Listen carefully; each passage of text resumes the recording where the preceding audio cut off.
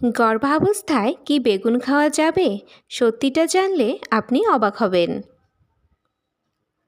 বেগুন খাওয়া কি নিরাপদ? হ্যাঁ, পরিমাণ মতো বেগুন গর্ভবতী মায়েদের জন্য নিরাপদ। এতে রয়েছে ফাইবার, ভিটামিন, অ্যান্টিঅক্সিডেন্ট, যা হজম ভালো রাখে এবং কোষ্ঠকাঠিন্য কমায়। উপকারিতা: রক্ত সঞ্চালন উন্নত করে, হজম শক্তি বাড়ায়, রোগ প্রতিরোধ ক্ষমতা বাড়াতে সহায়তা করে, কম ক্যালোরি, ওজন নিয়ন্ত্রণে সহায়ক।